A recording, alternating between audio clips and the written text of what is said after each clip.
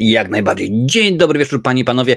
Witam wszystkich bardzo serdecznie w ten przepiękny, niedzielny wieczór. Ja nazywam się Marcin Skruch i dzisiaj sobie pomówimy, co tam słychać w świecie seriali, w świecie horrorów, komiksów, różnego rodzaju platform streamingowych, czyli krótko mówiąc, co tam w Hollywoodzie. Tematów dzisiaj nam nie zabraknie, ale najpierw przywitam. Cześć, witam cię bardzo serdecznie. Cześć, Dariusz Tokarczuk. Widzę, że jest Wiktor.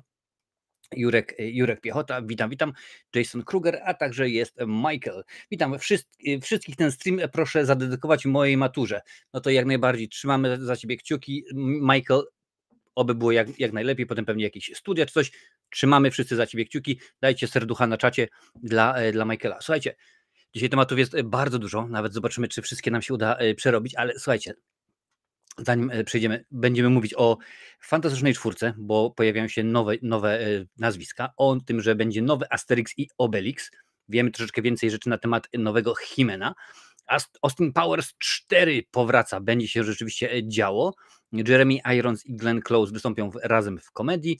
Nieubrana broń, kolejna osoba dołącza do obsady, a Dwayne Johnson gwiazdorzy, bo rzeczywiście takie dochodzą...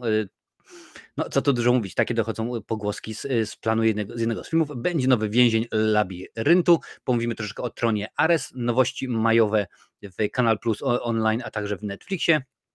Scooby-Doo, będzie jak najbardziej Tyler Rake 3 i pomówimy o tym, że będzie Egzorcysta Papieża 2, boli. Będzie nowy Egzorcysta od Mike'a Flanagana. Kubuś Puchatek i Myszka Miki wystąpią razem w jednym straszaku. Cillian Murphy wystąpi w 28 lat później. Zobaczymy. Śmierć nadejdzie dziś. Trójeczka. Jak najbardziej będzie takowy film. Carla Gugino, no nieważne, nie wiem jak się to wymawia, wystąpi w biografii jako Vivien Lee, znana oczywiście z Przeminą z wiatrem, a Hugh Jackman wystąpi w nowym filmie o Robin Hoodzie. Oczywiście i będzie też Amazon poleca, bo takową też mamy serię. I w końcu pokażę wam moje filmy. Także to rzeczywiście będzie wyglądało dosyć zawodowo. Marcinie, możesz mi wyjaśnić, skąd pomysł na filmowe codzienniki? Tak, jeżeli nie wiecie, to codziennie robię taki krótki odcinek na żywo, 8-12 minut, gdzie przedstawiam jak najbardziej trzy ciekawostki filmowe ze świata popkultury, show biznesu, które miały miejsce w ostatnich kilkunastu godzinach. I rzeczywiście to omawiam. Te codzienniki, jak sama nazwa wskazuje, są codziennie i tak będzie aż do końca maja. Skąd taki pomysł? Jurku, w lutym, w marcu i w kwietniu na kanale była stagnacja. Rzeczywiście nie podobało mi się wyświetlenie. No teraz to się zmieniło. Z tego względu, że opublikowałem kilka shortów i nagle się okazało, że są super popularne. Nawet wam mogę dziś to pokazać. I to sprawiło, panie i panowie, że kliknęliśmy, że przeskoczyło nam 8000 subów. Bardzo, bardzo mnie to cieszy. Zaraz wam pokażę, gdzie to jest. Tutaj. Udostępnię wam ekran. Udostępnij, proszę bardzo, ciach i już lecimy. To jest moje ostatnie 48 godzin, to jest statystyka, więc te cztery shorty dotyczą Dagmary Kaźmierczak, czyli Królowej Życia. Jak tutaj widzicie bardzo ładnie, pierwsze 4 to ona, czyli popatrzcie, mnóstwo jest wyświetleń, bo to jest po 48 000, 25, 23 i 19. No i rzeczywiście to sprawia, panie i panowie, że kliknęło nam w tym momencie już jest 8400. Więc tutaj widzicie, zacząłem publikować i jest zwyżka. Więc za tydzień będziemy mieć odcinek Q&A jak najbardziej, bo akurat tak sobie czasami robimy przy okazji tychże osiągnięć, a dodatkowo kliknęło również 4 miliony wyświetleń, więc to jest pięknie. I wracając do codziennika, stwierdziłem po prostu, że trzeba jakoś ten kanał uruszyć, no i chciałem sprawdzić, jak to będzie wyglądało, rzeczywiście jak to się będzie działo i ten codziennik będzie nomen omen, codziennie o różnych porach, no bo wiadomo, że w jednym tygodniu na przykład pracuję na dniówki, w innym na wieczory i będzie to się zawsze działo i po miesiącu sprawdzę, czy rzeczywiście coś takiego miało ręce i nogi, czy to się... Dziękuję bardzo Wiktor Z za donata, 10, super chat, pięknie, super, dziękuję bardzo, żółwik i 5, masz na browara, dziękuję bardzo, skorzystam, mimo że póki co jest herbatka. A dzisiaj akurat ciepło, dopiero co wróciłem do domu. Więc po miesiącu zobaczymy. To nie jedyna oczywiście nowość na kanale. O nich wam opowiem w przyszłym tygodniu, troszeczkę więcej. Wspierający już dokładnie wiedzą, bo ostatnio był odcinek na żywo tylko i wyłącznie dla wspierających, więc wiedzą, co się będzie działo. I dodatkowo w przyszłym tygodniu zaczniemy od filmów, od horrorów Dario Argento. Miał być w tym tygodniu, ale no niestety się nie wyrobiłem. Odcinka z ciekawostkami na temat gabinetu figur woskowych nie będzie, bo to tak naprawdę są tak różne produkcje i tworzone były oprócz tych dwóch Antonego Hickoxa przez nie tylko innych twórców, ale inne studia i tak dalej, że nawet nie było sensu robić takowych rzeczy, więc tak to będzie wyglądało. Dzisiaj Lance Henriksen obchodzi 84. urodziny, więc trzeba mu złożyć urodziny, pisze Dariusz Tokarczuk, jak najbardziej świetny aktor, bardzo rzeczywiście podoba mi się. Serial Millennium z jego udziałem to jest coś niesamowitego, coś, co rzeczywiście uwielbiam. Słuchajcie, zaczniemy od moich filmów. Ten vlog, o którym wam powiedziałem, że będzie z zakupowych, jak najbardziej spokojnie jest wysłany do Lincolna i jak będzie, to będzie wam dostarczony. Zacznę od czegoś takiego, panie i panowie, i czegoś takiego. Otóż tutaj, bo to nie widać, ale jest to paczka i to jest serial 24 godziny, czy tam przez 24 godziny, nie pamiętam jaki jest polski tytuł. No tutaj jest oczywiście kilka sezonów. Dodatkowo kilka sezonów jest tutaj. To jest sobie kolekcjonował, ale no niestety nie miał opakowania. I są wszystkie sezony tegoż serialu. I słuchajcie, ta paczka na DVD, ja to już pokazałem wspierającym, kosztowała mnie 3 euro. A ta paczka tych wszystkich płyt na DVD kosztowała mnie 1,50 euro. Tutaj zresztą widać, czy nie będzie widać? O, powiedzmy widać. Więc nie ma co prawda opakowań, ale jest serial 24, wszystkie sezony za, no jak tutaj ładnie policzyć, 1,50 euro i 3 za 4,50 euro. Więc po prostu coś niesamowitego. Lecimy dalej. Proszę bardzo. Tam nie tylko filmy, gry mają również, więc kupiłem sobie, ponieważ znam książkę i jestem ciekaw, jak to wyglądało. Jeżeli graliście w tę grę, to dajcie mi znać. Hegemonia Legends of Iron, proszę bardzo. To wziąłem, ponieważ jak mówiłem, znam książkę i jestem ciekaw, czy to dobrze wyglądało, a dodatkowo jako sentymentalną podróż, panie i panowie, mam Soldier of Fortune, ponieważ jest to pierwsza gra, nie tylko strzelanka, ale pierwsza gra, którą grałem na komputerze, kiedy komputer takowy kupiłem. Lecimy dalej. Blu-rayas. The Lady in the Van. Nie wiem, musicie pisać, jakie są polskie tytuły, bo nie pamiętam, panie i panowie, jak to jest. Jeżeli znacie polskie tytuły, to piszcie. Dalej. No, Stalowe Magnolie na DVD, no tutaj akurat rzeczywiście nie trzeba wielkich cudów. Sally Field, Dolly Parton, Shirley MacLaine, Daryl Hannah, Olympia Dukakis i Julia Roberts, więc rzeczywiście obsada niesamowita. Butler to jest chyba Służący, tak? Taki mi się wydaje jest polski tytuł. Nie najgorszy film, rzeczywiście sprzed kilku lat. Dalej, Vera Drake, film Mike'a Lee, panie i panowie. O, proszę bardzo, widzicie dobrze. Bierzemy się na ambicje. No słuchaj, taki jest motyw, że raz na 2 tygodnie staram się pójść do sklepu charytatywnego i za wszystkie te filmy, które wam dzisiaj pokazuję, dałem 21 euro. Chyba tak, bo w jednym sklepie na przykład jest, że 5 płyt DVD za euraka po 20 centów, a w innym na przykład jest, że płyta za euraka, prawda? Men on a Wire, proszę bardzo. Macie tutaj jak najbardziej. Dalej. An Inconvenient Truth to jest film dokumentalny o globalnym ociepleniu. Bodajże Al Gore stał za tym przedsięwzięciem. Były chyba wiceprezydent, czy jakoś tak. Elf. Komedia świąteczna z Willem Ferrellem, chyba nie trzeba przedstawiać tej produkcji. Dalej, Johnny English. Rowan Atkinson w jednej ze swoich kluczowych, najbardziej rozpoznawalnych ról. Coś dla fanów westernów oraz musicali, czyli Calamity Jane z Doris Day. Zacne rzeczy, powiem, kino. Lecimy dalej. No to w sumie można pokazać obydwa filmy. Horrible Boss.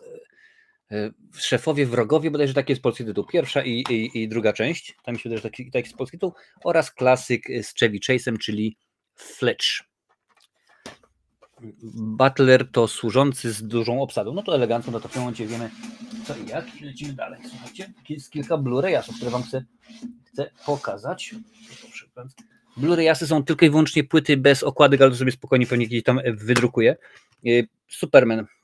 Pierwszy Superman oczywiście z Christopherem Reeve, rozszerzone wydanie, Extended Cut, tak się ładnie nazywa. Szefowie wrogowie, pisze Krzysztof Kubiak, dziękuję bardzo. Kolejny Blu-rayas.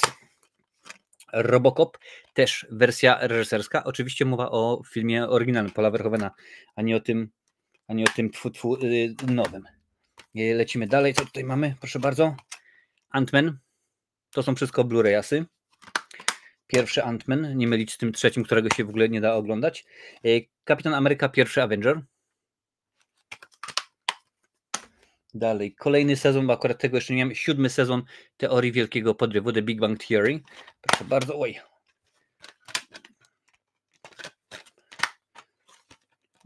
Nierazy tak, że powiedzmy idę do sklepu i mówią o jeden dysk, że tak powiem, jedna płyta kosztuje euraka, bo po czym oni biorą, aha, to jest tylko jedno, to nie jest żadna paczka, żaden box, no to 1 euro, a w środku otwiera tam 3 płyty. Słuchajcie, tutaj będę was strzelał, bo pewnie się ucieszy Krzysiu Lesiu, bo jest wielkim fanem tego serialu, ale Supergirl, trzeci sezon, trzeci sezon, proszę bardzo, nie wiem czy widać coś na jej twarzy, jest eurak. Za ten film, za tą płytę, za tą paczkę właściwie dałem euracza, a w środku oczywiście oj, i proszę bardzo, i zepsułem. No i super elegancko. Jeszcze nie obejrzał, a już zepsuł. Dobra.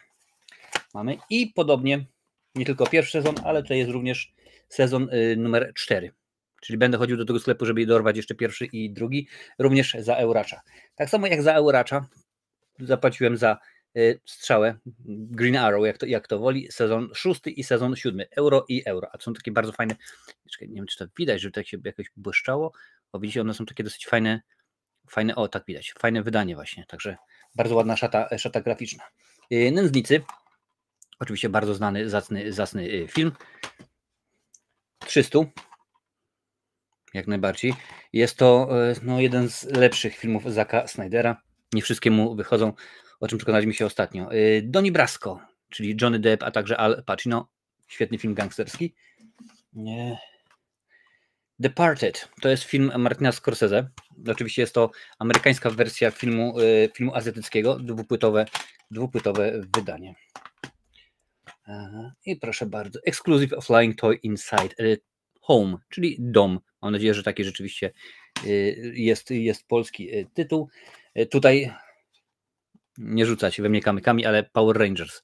Nigdy nie widziałem, więc stwierdziłem, że trzeba będzie zobaczyć może.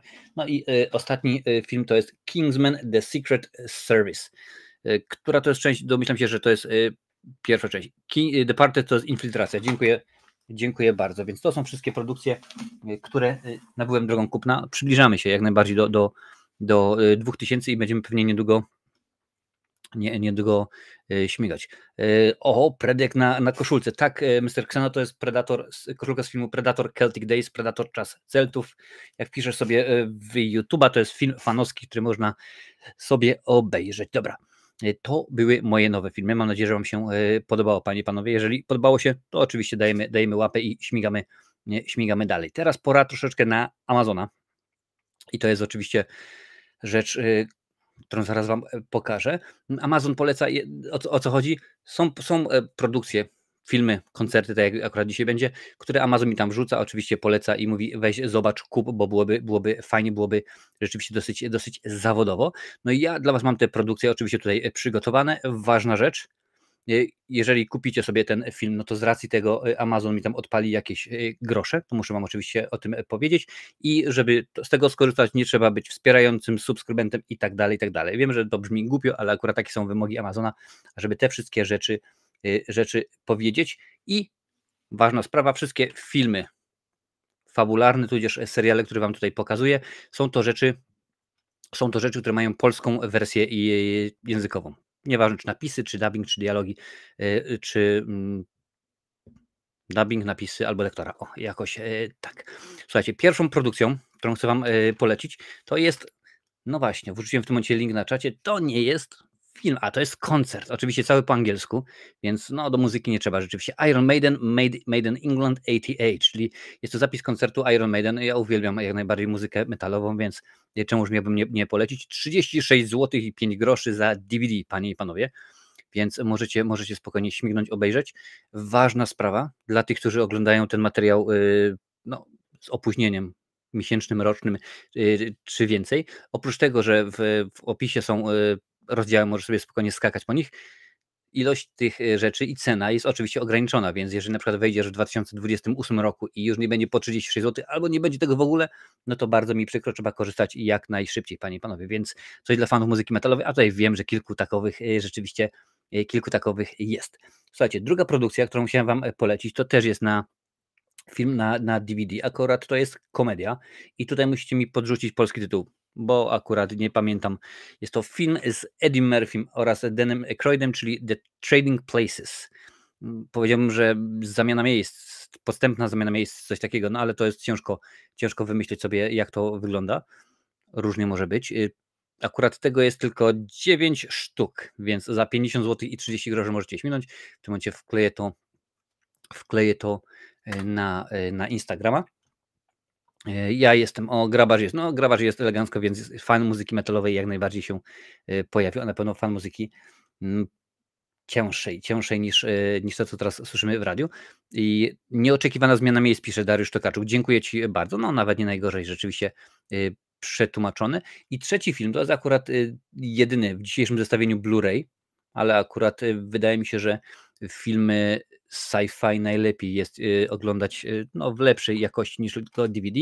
I jest to film, który wy mi poleciliście, za to jestem bardzo wdzięczny, czyli Upgrade, panie i panowie, Upgrade Lee Wanella, faceta, który dał nam między innymi dał nam serię Piła. Jak widzicie, ten Blu-ray jest, normalna cena to jest 130 zł, ale póki co jest w promocji 75 zł i 78 groszy.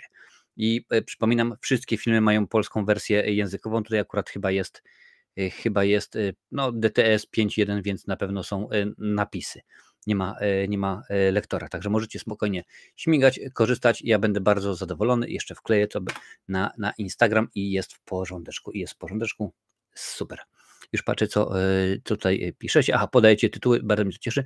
Z tego, co wiem, nawet Metallica wydała swój koncert na DVD True Than Ever.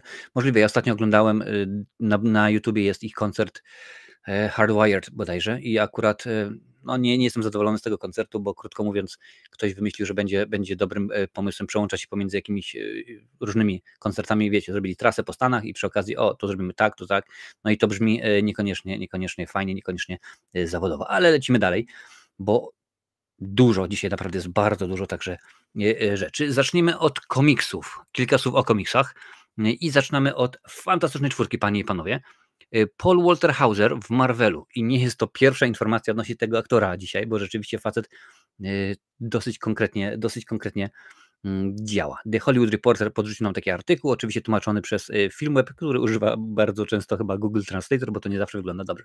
Powiększa się obsada nowej Fantastycznej Czwórki. W widowisko Marvel Studios The Fantastic Four wystąpią m.in. Pedro Pascal i Vanessa Kirby. Teraz dołączy do nich Paul Walter Hauser, znany m.in. z filmu Czarny Ptak. Jak to często bywa przy okazji ogłoszeń castingowych, pięknie, dużo hollywoodzkich produkcji, na razie nie ujawniono, w kogo się ma wcielić aktor. Wpisujcie swoje typy, ale to oczywiście jest do ludzi na Filmwebie. To dobry dzień dla Hausera, dopiero co, no to pomówimy o tym za chwilę jak najbardziej, za kamerą stanie Matt Shakeman, no jest też tutaj obsada. Nie mam pojęcia, naprawdę nie mam pojęcia, kogo mógłby zagrać, w jaką rolę mógłby się wcielić. Super, niech będzie. Galactus, no niekoniecznie, chyba rzeczywiście ewentualnie tylko i wyłącznie głosowo. No zobaczymy, jak to będzie wyglądało. Więc tak to wygląda przy okazji Fantastycznej Czwórki, czyli no, rośnie obsada i jest coraz ciekawiej, ale co jest fajnego, to nasi dobrzy znajomi Asterix i Obelix świętują 65. urodziny i z tej okazji dostajemy film. To jest akurat artykuł Variety, a tutaj widzę, że to już trzeci Asterix. Czy to jest Gérard Depardieu? Jeżeli tak, no to się postarzał chłopina. Studio Canal oraz wydawnictwo Edison Albert Henne podpisały umowę na realizację 6. aktorskiego filmu o przygodach Asterixa i Obelixa. Te święta, że tak powiem, w tę przerwę majową wyświetlany był, już nie pamiętam na której stacji, ale był Asterix i Obelix na Igrzyskach Olimpijskich, czy tam na Olimpiadzie. Decyzja o powstaniu widowiska zbiegła się z 65. urodzinami pary legendarnych Galów. Molmana, tutaj Dariusz Tokarczuk podrzuca, że to będzie, że rola poprzednia to będzie Molman. Zobaczymy. Jesteśmy świadomi, że Asterix to ikona kultury. Zapewniamy, że uszanujemy jego świat, oddając hołd niezwykłym twórcom René Goscinemu i Albertowi Uderzo, zapewnia w oficjalnym oświadczeniu szefowa Studio Canal Anna Marsh. Pierwszy komiks o przygodach Asterixa i Obelixa ukazał się w 1959 roku. Od tamtej pory albumy o parze przyjaciół zostały przetłumaczone na 130 języków i sprzedały się w ponad 400 milionach egzemplarzy. Pięknie, ja sam mam w domciu jeden. Jak dotąd powstało 5 aktorskich filmów o przygodach dzielnych Galów. Ponadto zrealizowano 10 filmów animowanych. Świetne są te filmy, bo one są chyba z lat 70., ale rzeczywiście bardzo fajna kreska i to się bardzo dobrze ogląda. W przyszłym roku na Netflixie zadebiutuje serial Asterix, którego showrunnerem będzie Alan Chabat. Niech sobie będzie. Akcja komiksów o przygodach Asterixa i Obelixa rozgrywa się w 50 roku przed Chrystusem. Prawie całą Galię okupują Rzymianie, a opór stawia tylko jedna wioska. Oczywiście. Widzę, że nie ma żadnych szczegółów, czyli nie wiemy tak naprawdę, czy Gérard Depardieu powróci. Domyślam się, że nie, bo on w tym momencie ma konkretne problemy z sądami. Tam rzeczywiście jest o kilka rzeczy oskarżony. Jeżeli go zabraknie, płakać nie będę. Naprawdę płakać nie będę. Oglądałem z dubbingiem i chyba Wiktor Zborowski podkładał głos pod no właśnie Obelixa i wyglądało to bardzo, bardzo fajnie. Lecimy dalej z komiksami. Na potęgę postępnego czeropu mamy datę premiery filmu o He-Manie, podaje The Hollywood Reporter. Co tutaj się dzieje? Czyżby długa droga He-Mana na duże ekrany w końcu miała zakończyć się sukcesem? Słuchajcie, jest tutaj, widzę, że jest grabarz, jest kilka osób w moim wieku. Kto pamięta ten rewelacyjny, ten po prostu beznadziejnie słaby film z Dolphem Lundgrenem w roli He-Mana, Masters of the Universe? Dajcie mi znać, kto pamięta, bo to po prostu masakra była, masakra. Amazon MGM Studios właśnie ogłosili, kiedy zapowiadana od dawna Masters of the Universe będzie miała swoją premierę. Musimy się jednak uzbroić w cierpliwość. Film trafi do kin dopiero za 2 lata, więc rzeczywiście troszeczkę trzeba będzie poczekać. Masters of the Universe to aktorskie widowisko, które miało pierwotnie powstać dla studia Sony. Potem znalazło swój dom na Netflixie, ale i ta platforma w międzyczasie rozwinęła animowane uniwersum. Film aktorski jednak dla tej platformy nie powstanie. Projekt przeniósł się do Amazonu. Przypomnę, że za animowanego He-Mana, bo między innymi odpowiadał Kevin Smith. Wielki fan tej serii. Przez lata z filmem związane było wielu twórców. Wersję Masters of the Universe dla Amazonu nakręci Travis Knight, który ma na swoim koncie m.in. Bumblebee. Za scenariusz odpowiada Chris Butler, który pracował przy 2 animacjach, czyli przy Paranormanie i Kubo i 2 struny. Masters of the Universe to historia 10-letniego księcia Eterni. Kto pamięta, jak ma na imię? Tutaj akurat widzę, już widzę, że jest napisane Adam. Którego statek kosmiczny rozbił się na Ziemi, rozdzielając go od magicznego miecza. 2 dekady później Adamowi udaje się odnaleźć miecz, dzięki któremu zostanie sprowadzony z powrotem do Eterni, której grozi niebezpieczeństwo ze strony potężnego Szkieletora. Pamiętam tę bajkę. Szkieletor zawsze przerażał mnie, jak miałem tam jakieś 6-7 lat. Zanim książę Adam będzie gotowy stanąć do walki ze złem, musi odkryć tajemnicę swojej przeszłości, by stać się He-Manem, najpotężniejszym człowiekiem we wszechświecie. Oczywiście film trafi do amerykańskich kin 5 czerwca 2026. No więc rzeczywiście mamy na co czekać. Już tutaj popatrzę, co piszecie. Dariusz, proszę bardzo. Dariusz pamięta. Tylko po co? No słuchaj, Dariuszu, już ci mówię.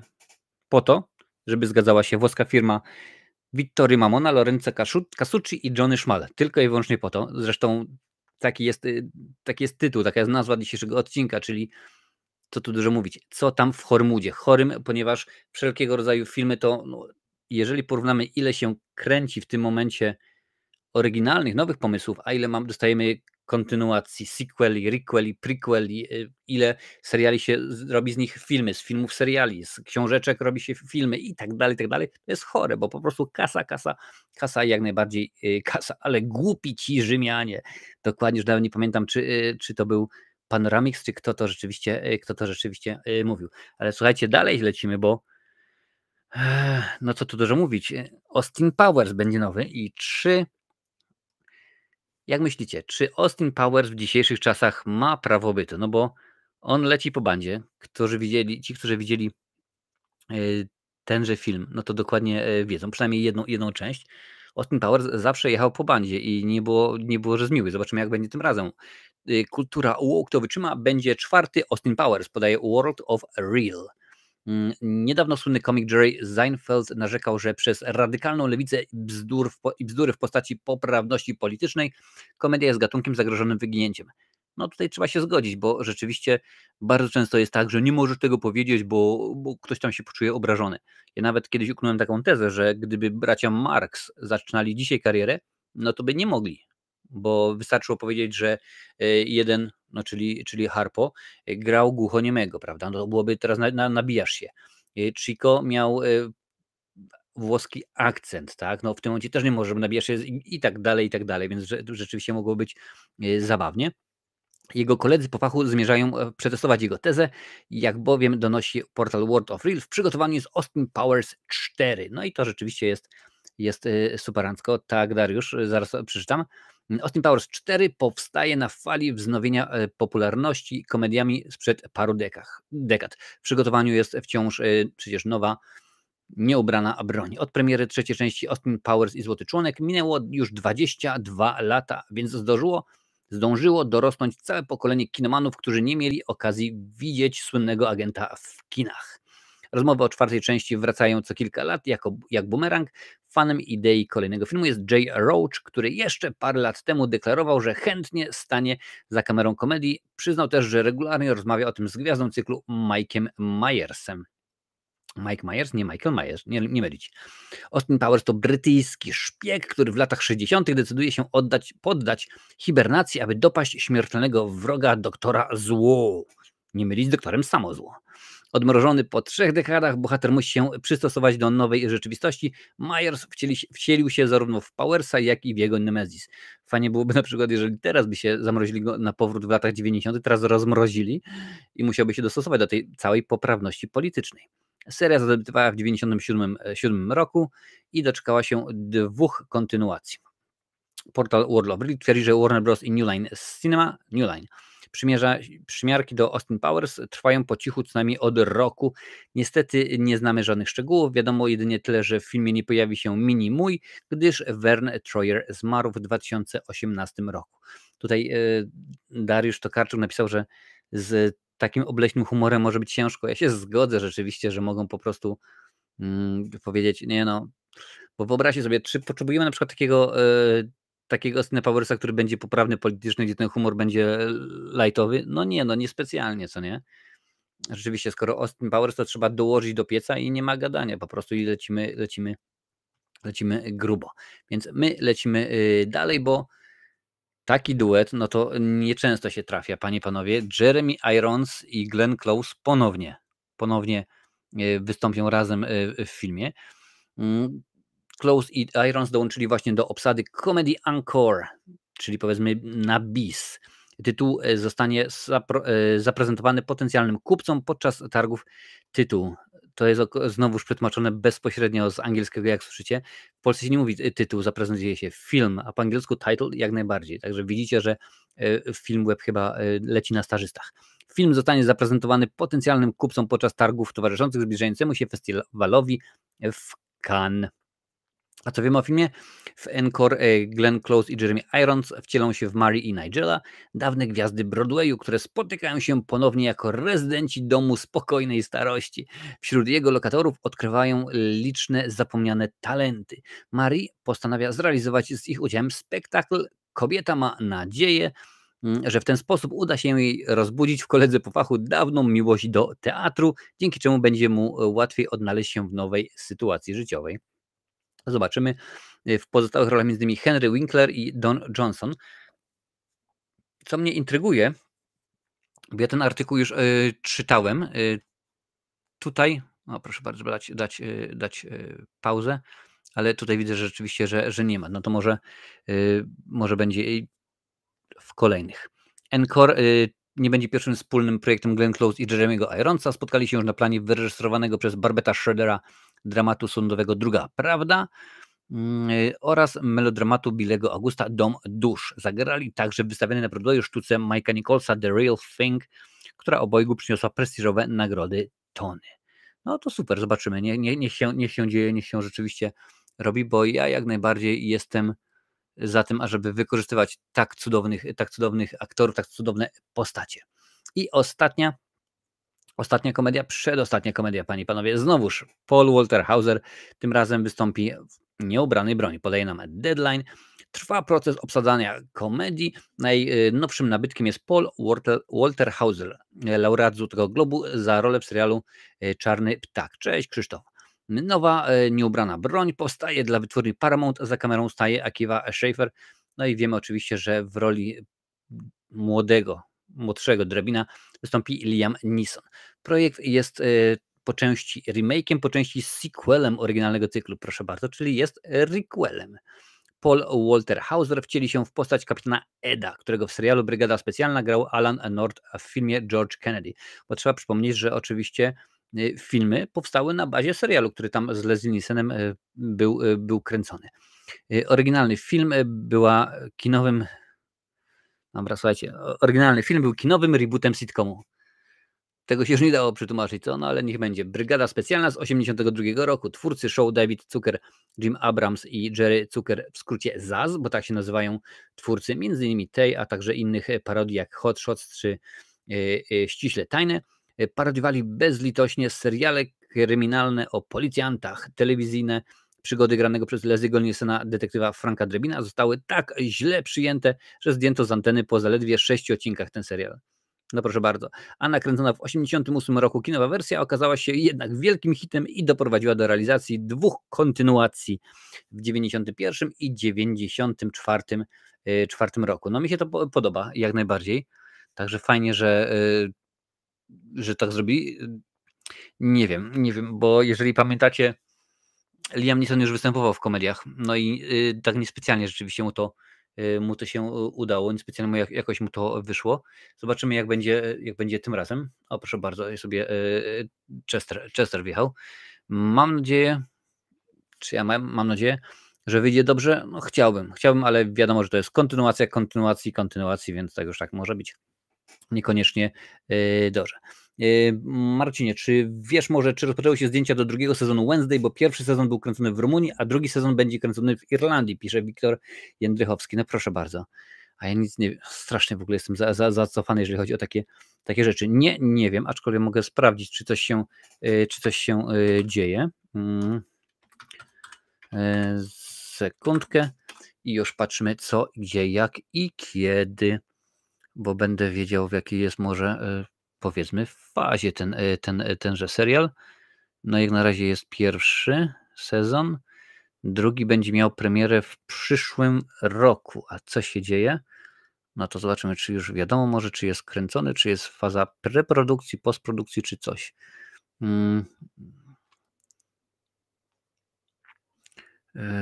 Już ci mówię, Wiktor, będzie kręcony, zgadza się, w Singapurze, między innymi tutaj Singapur i Dublin będzie też rzeczywiście robiony. Filming dates April 13, czyli już zaczęli kręcić. Będą kręcić od 13 kwietnia do 9 sierpnia. W tym momencie, czy kręcą już w Irlandii, czy kręcą już w Singapurze, ciężko mi powiedzieć, bo tutaj nie ma żadnej informacji. No ale w tym momencie jak najbardziej film już jest kręcony, także całkiem sympatycznie. Łukaszczyk pisze, Liam Neeson to nie wiadomo, czy do końca produkcji dożyje.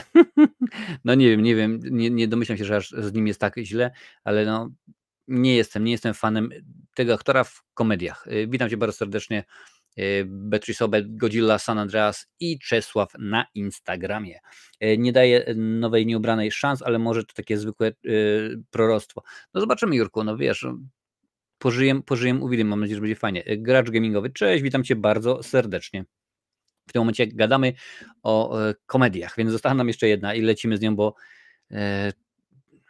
mówiliśmy o Liamie Neesonie, tutaj powiemy kilka słów o Dwaynie Johnsonie, panie i panowie, czyli The Rock. 250 milionów za film świąteczny, bo Dwayne Johnson gwiazdorzył, podaje The Wrap. I to jest rzecz, której bym się nie spodziewał po tym aktorze, biorąc pod uwagę, jak bardzo profesjonalnie wydawał się, że podchodzi do swojej pracy. Dwayne Johnson zbudował sobie legendę najciężej pracującego aktora w branży. Zniesmaczeni członkowie ekip filmowych opowiadali o tym, że The Rock nie chciał tracić czasu, więc nie opuszczał planu, by skorzystać z toalety, lecz oddawał mocz do butelki w przerwie między ujęciami.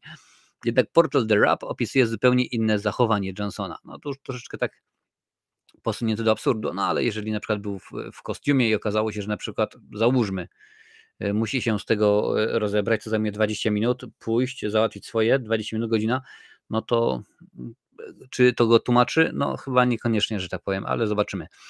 Artykuł The Wrap dotyczy filmu The Red One. Jest to komedia świąteczna akcji powstająca dla MGM Studios, Amazon.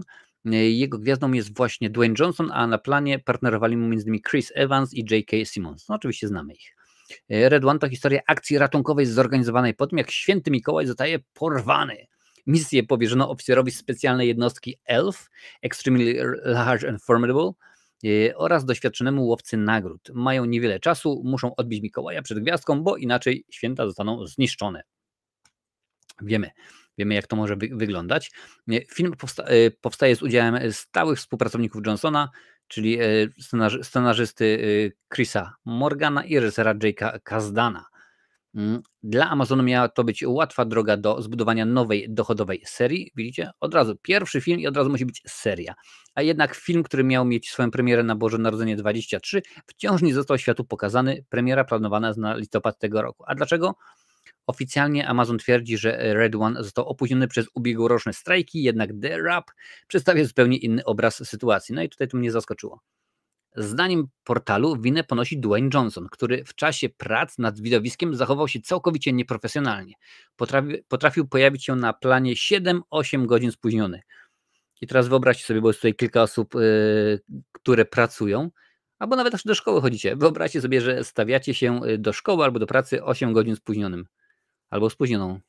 Co wam na to mówi pan nauczyciel albo szef? Dokładnie.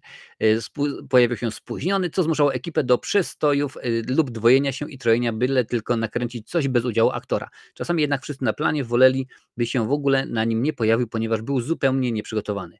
The Wrap twierdzi, że Johnson w pełni wykorzystał fakt, że nad projektem czuwali producenci o niewielkim doświadczeniu, nie potrafili wziąć w ryzy gwiazdora i pozwolili mu sobie wejść na głowę.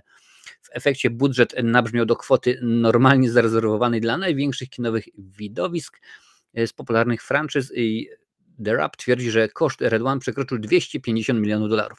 Tutaj się należy wam wyjaśnienie, bo na przykład jak to jest możliwe, że budżet rośnie, skoro na przykład wszystko jest w porządku, mamy zamknięty budżet na poziomie, załóżmy, 100 milionów, no ale potem mamy gwiazdora, który się nie pojawia, tak? A ludzie cały czas są, więc trzeba zapłacić wszystkim, powiedzmy, charakteryzatorom, trzeba zapłacić tym, którzy przywożą żarełko, trzeba zapłacić oświetleniowcom i tak dalej. Sprzęt się wynajmuje często gęsto, więc trzeba zapłacić. Zdjęcia się przedłużają, więc trzeba przedłużyć wynajem, lokalizację, ubezpieczenie i tak dalej, i tak dalej. A jeżeli mamy do czynienia z produkcją, która, powiedzmy, zatrudnia kilkaset osób, no to dokładnie wiecie, jak to może wyglądać. Przedstawiciele Amazonu kategorycznie zaprzeczają rewelacjom The Wrap i twierdzą, że Johnson był profesjonalnym w każdym celu. Portal z kolei twierdzi, że swoją historię potwierdził o kilkunastu osób, które pracowały przy filmie Red One. No jeżeli weźmiemy też pod uwagę, że tak powiem, i jaja, które wyszły przy okazji produkcji Wykidajły ostatniego, no to wiemy rzeczywiście, że coś może być na rzeczy.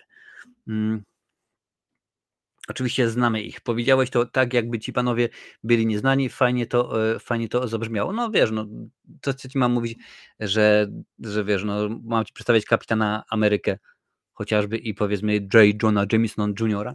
No niekoniecznie, ale dziękuję bardzo. Dzisiaj zmarł Bernard Hill, pisze Adalet. No rzeczywiście nie jest wesoło. Co teraz miałem wam, panie i pan. Aha, wiem, co miałem powiedzieć. Miałem wam powiedzieć, a właściwie pokazać niesamowitych ludków i dziękuję jak najbardziej za to, czyli Postorowy Świr, Kabaret 2000, Marcin Dąbrowski, Lancel, Kasper Iżykowski, Agnieszka Wójcicka i Katarzyna Dobak. Dziękuję wam za to, że jesteście wspierającymi. Bardzo mi się to podoba.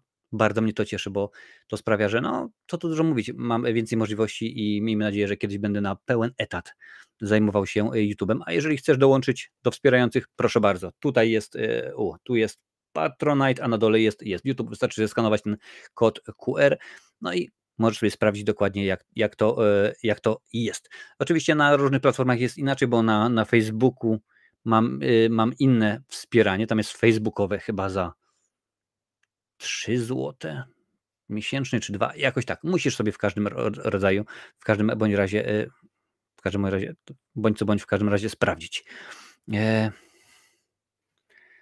And you smell what the rock is cooking. No ja niestety nie potrafię tymi brwiami operować tak, jak on to robił. Słuchajcie, filmy sci-fi, akurat tak dzisiaj stwierdziłem, że troszeczkę to pokategoryzuję i tutaj kolejna produkcja, na którą czekamy, no niekoniecznie, która powstaje tylko i wyłącznie po to, żeby wyciągnąć od nas kasiorę. Więc będzie nowy Więzień Labiryntu. Słuchajcie, kogoś interesuje Więzień Labiryntu? Naprawdę, ja wiem, że były 3 części, ale chyba widziałem tylko pierwszą, potem sobie już odpuściłem raczej. No, ale to jest akurat artykuł The Hollywood Reporter. Disney, no to już wszystko jasne, panie i panowie. Disney, no to wiadomo, że skoro oni, no to będzie robionych mnóstwo filmów. Sięga po kolejną markę, którą otrzymała w spadku po 20th Century Fox. Trzeba przypomnieć, że jakiś czas temu Disney zakupił z 20th Century Fox i oni teraz nazywają się 20th Century Studios. Planuje dyscyplinę, widowisko The Maze Runner. Tytuł nie jest przypadkowy, to powrót do cyklu Więzień Labiryntu, który nakręcił dekadę temu Wes Ball.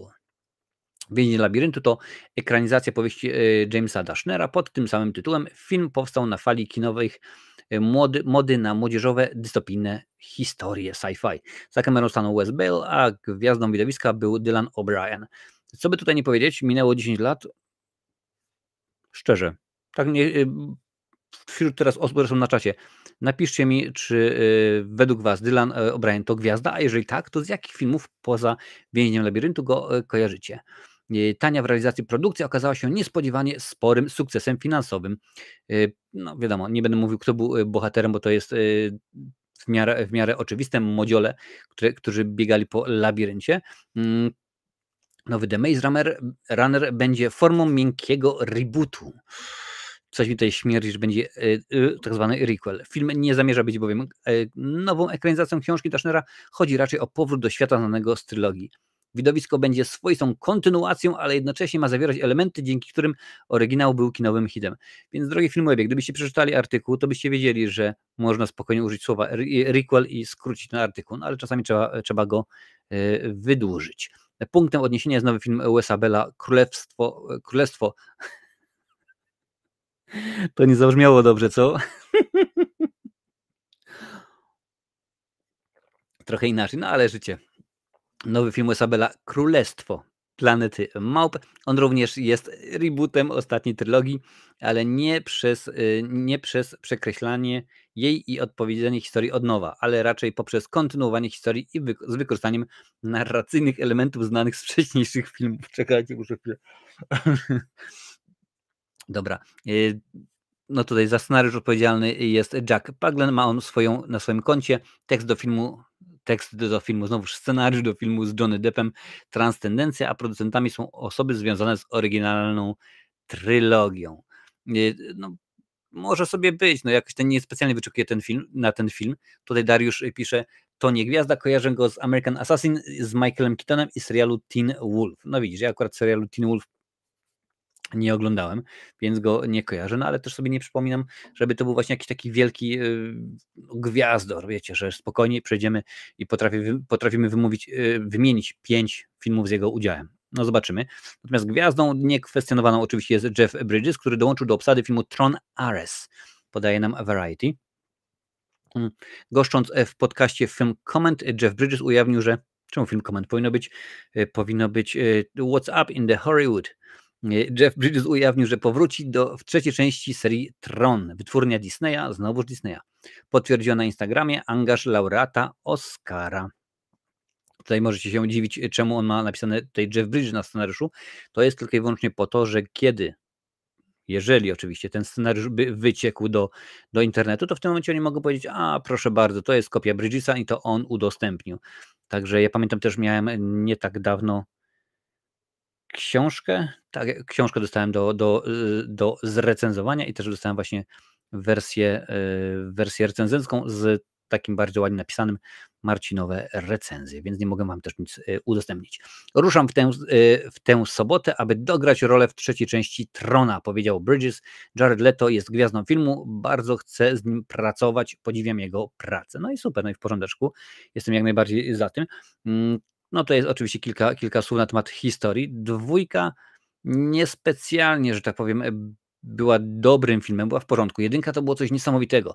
Tutaj widzę, jest Grabarz, jest Dariusz, więc panowie mniej więcej z mojego rocznika, to pamiętamy, jak to było niesamowite rzeczywiście przeżycie, obejrzeć coś takiego, a teraz no troszeczkę inaczej jest z tymi efektami specjalnymi.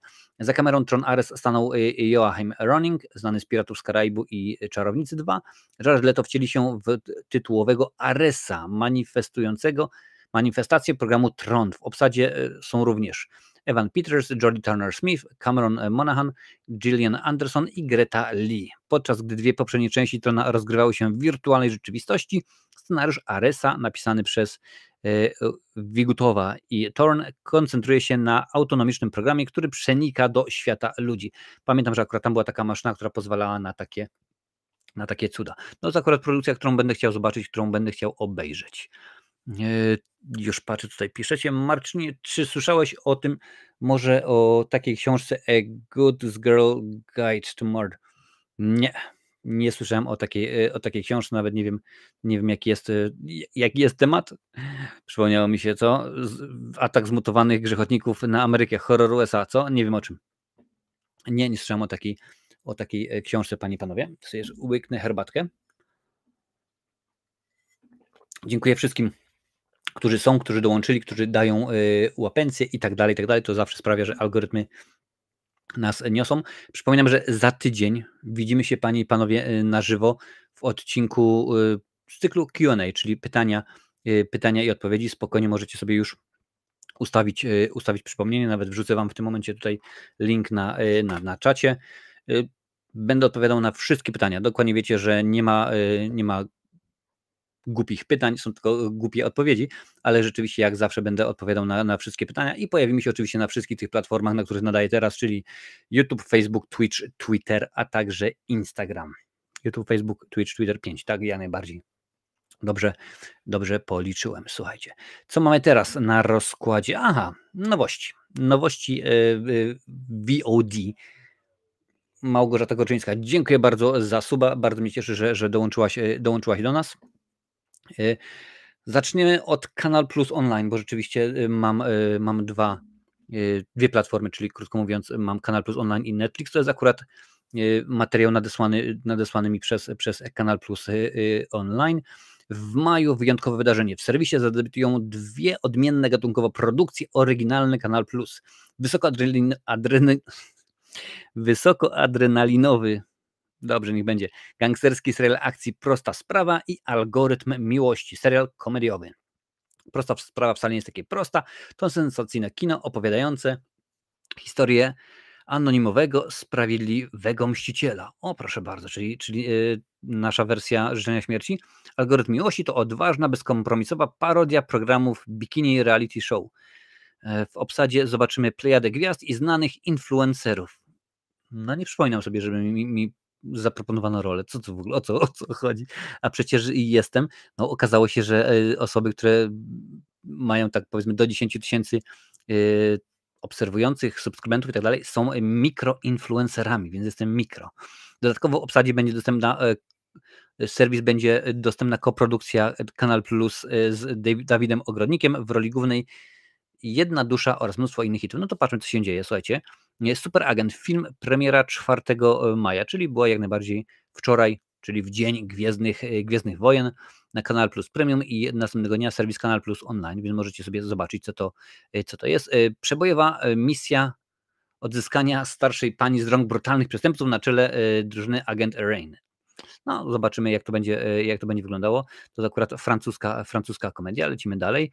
Kandahar, film, premiera 11 kwietnia. Zaraz, no jak 11 kwietnia, skoro to mają być premiery majowe? Coś tutaj ściemniacie, Kanal Plus.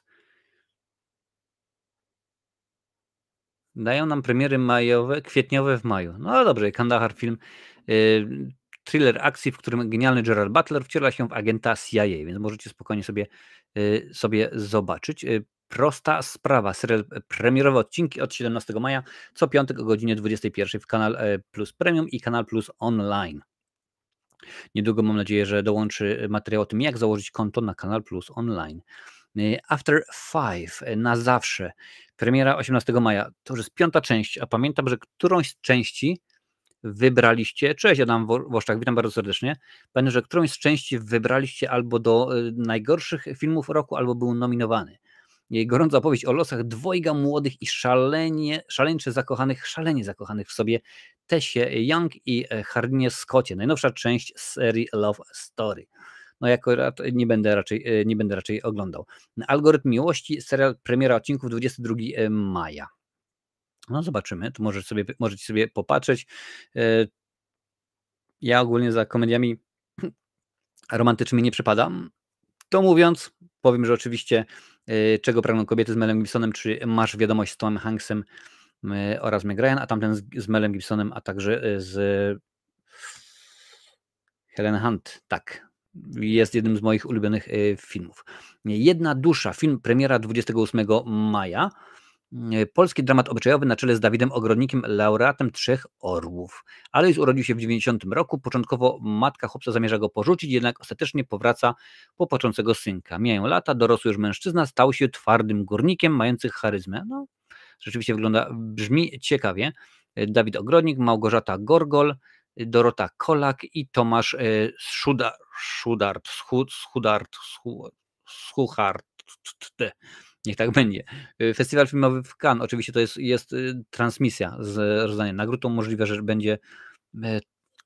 To jest 14 maja, a to jest jaki dzień? Pewnie jakaś. No nie, no to jest wtorek. Na żywo. No zobaczymy. Możliwe, że coś będzie z tego robione. Pieśni wielorybów, czyli film dokumentalny, premiera 6 maja, czyli już jak najbardziej jutro. Można obejrzeć. Ja będę pewnie oglądał, bo mam wolne. Za linią kortu, historia Richarda Wilsona. To był film, jeżeli pamięć mnie nie myli, nominowany chyba do Oscara albo coś koło tego. Portret Richarda Williamsa, ojca i trenera legendarnych tenisistek Sereny i Venus Williams.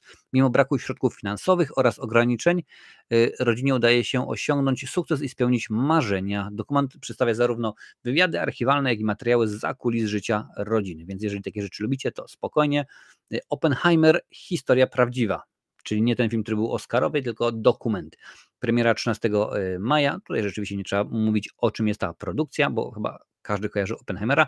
Włamywacz. Premiera czwartek, 2 maja, czyli rzeczywiście już było. Amerykański thriller pełen emocji, akcji i intryg. Występują Ryan Phillippe, Kate Bosworth oraz Jeffrey Norling. Proszę bardzo, Ryan Phillippe. Kurczę, tak się jego kariera dobrze zapowiada. Pamiętam go z Koszmaru następnego lata i tutaj nic. Fast Charlie, premiera w niedzielę 5 maja, czyli dzisiaj za bodajże 1,5 godzinki. Pierce Brosnan w sensacyjnym filmie akcji. No pięknie. Dodatkowo jeszcze Morena Baccarin, James Caan, Toby Hoss. Charlie to płatny zabójca, który pracuje dla szefa mafii Stana. No i Stana?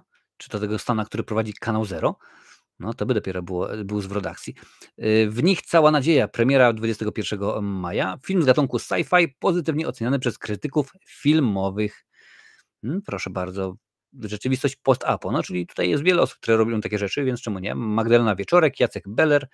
Film powstał w koprodukcji Kanal Plus. Proszę bardzo. To Adam Nowak powinien sprawdzić, bo on bardzo lubi sci-fi. Więc tak wygląda, panie i panowie, Kanal Plus. Więc teraz przejdziemy do Netflixa. I to jest pełna lista, więc nie będziemy wszystkiego czytać, bo tego jest bardzo, bardzo, bardzo dużo, ale skupimy się na tych co ciekawszych. Czyli tutaj widzę jest serial SWAT, Świry, też już można oglądać, bo to od 1 maja. Narodziny Gwiazdy, bardzo, bardzo znany, zacny film z Lady Gagą i Bradleyem Cooperem. Tajemnice Brokeback Mountain, Heath Ledger i Jake Gyllenhaal. Co tutaj mamy dalej? Proszę bardzo, tak patrzę, żeby co ciekawsze rzeczy wyłowić. Dziewczyna influencera. Coś naprawdę ten influencerski temat za mną chodzi. Coś muszę chyba zrobić w tym aspekcie. Faceci z zasadami, czyli Jeff Daniels. No, proszę bardzo, dramat. Co tutaj mamy jeszcze? Kocha, lubi, szanuje. Crazy Stupid Love. Film sprzed rzeczywiście kilku lat, Steve Carell i Ryan Gosling, którego teraz możemy obejrzeć w kinach w filmie Kaskader. Polecam, naprawdę polecam film, dobra zabawa, muzyka, świetna muzyka, naprawdę, zapomniałem o tym powiedzieć w recenzji. Jeżeli lubicie Kiss, Tin Lizzy, Twisted Sisters i tak dalej, no to jest coś dla was. Bo muzyka jest świetnie dobrana. Co mamy dalej? Bez lukru. Jerry Seinfeld, ok. Melissa McCarthy, czyli komedia. 4 maja, co mamy ciekawego? Nic. Co tutaj rzeczywiście jest dużo filmów. Boris. Horrorowa komedia. No ja chyba mam ostatnio dosyć horrorowych komedii, ale dzisiaj poświęcimy dosyć dużo tej tematyce. 8 maja, Akademia Pana Kleksa. No i akurat będę oglądał. Niby jest 5-6 na filmie ocena. Dajcie mi znać, czy widzieliście Pana Kleksa, tego nowego już, czy polecacie? Tak lub nie, bo jestem ciekaw. Pewnie obejrzę właśnie z moimi miśkami, bo już Maja mi mówiła, że będzie chciała zobaczyć, więc pewnie sobie obejrzymy. 8 maja, no to jeszcze kilka dni zostało. Jak ukradłem 100 milionów, polska komedia kryminalna tym razem. Mateusz Damiński i Antoni Królikowski, więc dosyć znane, popularne ostatnimi czasy nazwiska. Matka Panny Młodej jest Brooke Shields, kurczaki, zapomniałem o niej. Kobieta, którą kojarzę tak naprawdę z 2 filmów, bo pierwszy to jest Błękitna Laguna, a drugi to był Brenda Starr. O facecie, o pisarzu, rysowniku chyba, komiksu, który zostaje wciągnięty do tego komiksu. Tam partnerował jej Timothy Dalton. A tutaj rzeczywiście się dzieje. No i pojawiła się też w jednym odcinku serialu Przyjaciele.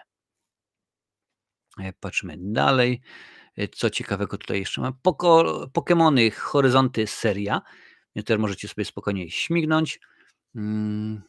Kosmiczny mecz, ale ten najlepszy, panie i panowie, bo z Michaelem Jordanem. Ten nowy to tak niekoniecznie. Sonic szybki jak błyskawica, no to 15 maja się pojawi. Można jak najbardziej obejrzeć, tym bardziej, że na Paramount, Sky Showtime, bodajże tak się nazywa, pojawił się serial Knuckles o koledze rzeczywiście z Sonika, więc można śmignąć, zobaczyć, obejrzeć. Zaraz poczytam, co piszecie. Co tutaj mamy jeszcze dalej takiego ciekawego, co bym mógł wam rzeczywiście polecieć. Przepraszam. Ale musiałem kichnąć. Jeszcze raz przepraszam. 24 maja Atlas z Jennifer Lopez i Simu Liu. Widziałem zwiastun tego filmu i wygląda zacnie. To jest oczywiście nowa produkcja, to jest premiera, bo wiele rzeczy tutaj, które się pojawiają, to niekoniecznie są premierami, ale akurat to jest tak. I pewnie będę chciał pewnie zrobić recenzję. Park Jurajski, Teoria Chaosu, Jurassic World, to jest animacja akurat, więc możecie obejrzeć, jeżeli lubicie. Co tutaj mamy jeszcze dalej? Eric, czyli dramat thriller z Benedyktem Cumberbatchem i kilka jeszcze produkcji, wkrótce jeszcze Buying London i Wymarzone życie. No tak wyglądają nowości VOD na maj, zarówno na Netflixie, jak i na Kanal Plus Online. Zdrówko, dziękuję bardzo. Akademia to oryginalną oglądałem w 86. Strzelałem z plastikowego do ekranu. No widzisz, ja też widziałem. Ja widziałem wszystkie 3 wszystkie 3 filmy, właściwie 6 filmów, bo Akademia Policyjna, Akademia Pana Kleksa, Podróże i Pan Kleks w kosmosie to było część pierwsza i druga, dopiero później 4. część była zrobiona jako jeden film. No i rzeczywiście robiło wrażenie.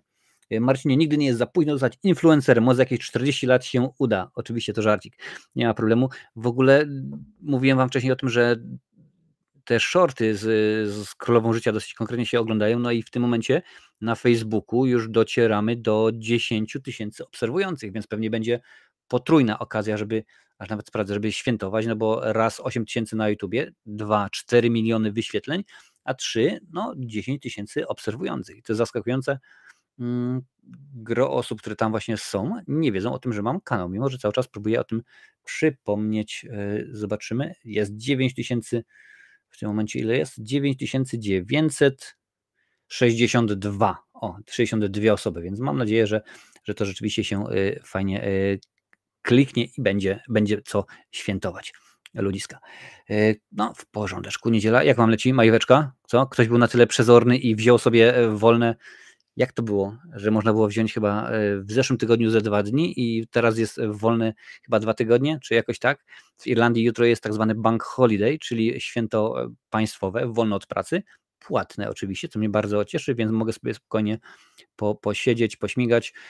Co prawda dzisiaj ładna pogoda, spędziłem dzień w ogródku, plewiąc. Zdarza się, zgadza się, trzeba, ale no widzicie ludzie, jak to jest. Słuchajcie, lecimy dalej, ale zostajemy cały czas w tematyce Netflixa. Ja wiem, że wiele osób mówi, nie no stary Netflix, daj spokój, to wiesz, jakość Netflix to się ma niespecjalnie do siebie, no ale tak to akurat jest, że tym razem szykują serial o Scooby-Doo.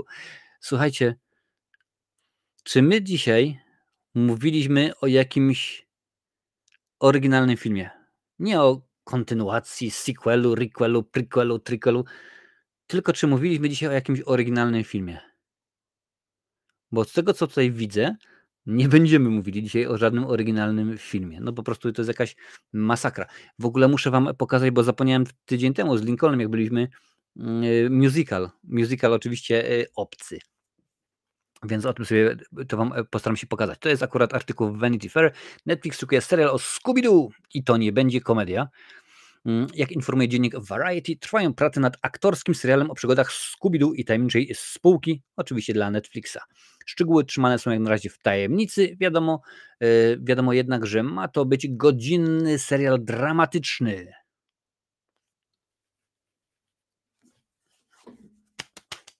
Jeszcze raz.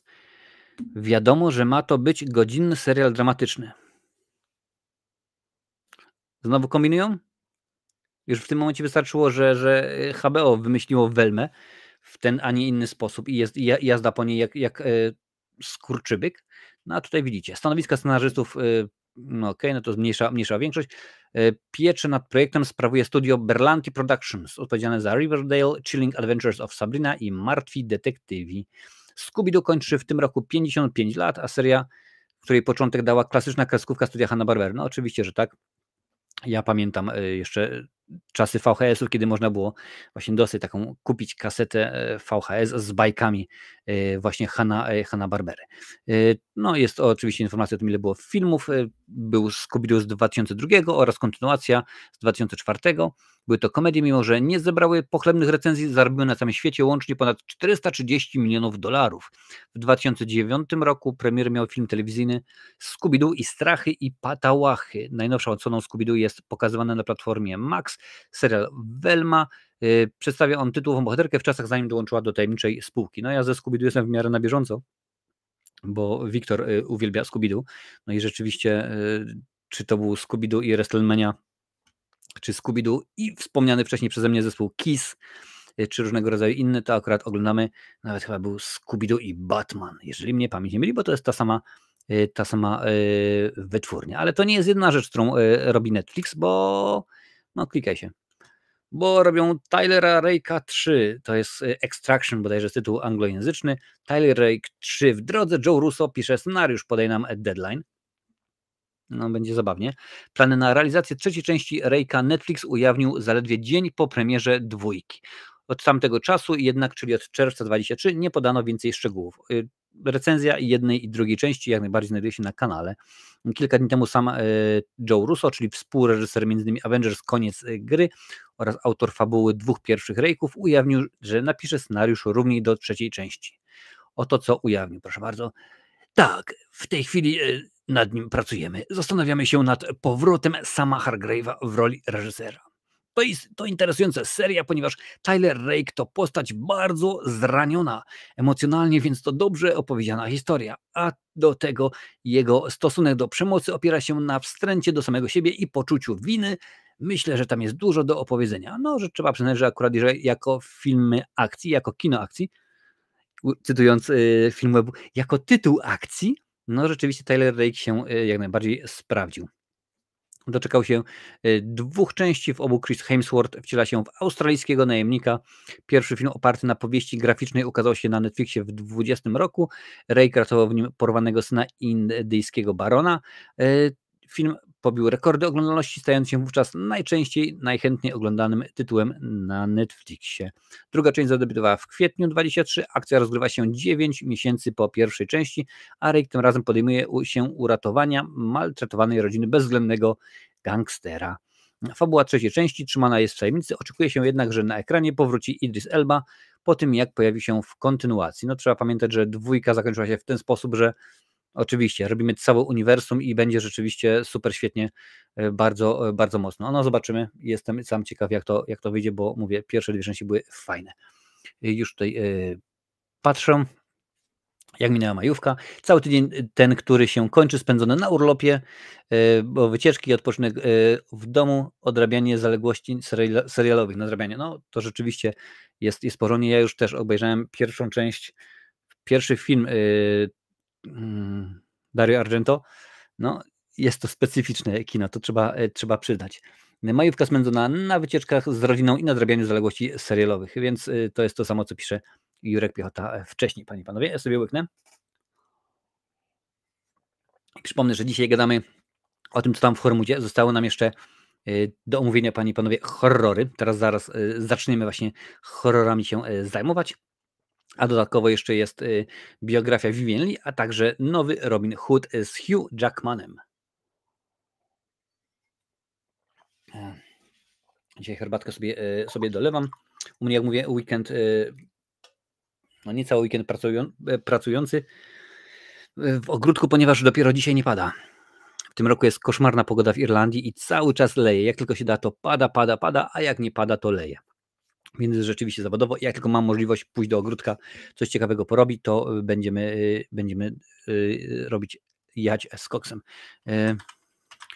Tutaj już patrzę, bo jest pytanie od Wiktora i już sprawdzę, powiem Ci dokładnie, który film jako pierwszy omówiłem, bo ja oczywiście znam tytuł anglojęzyczny, ale muszę sprawdzić, jak to jest po polsku. Czy w ogóle znam nawet tytuł po polsku.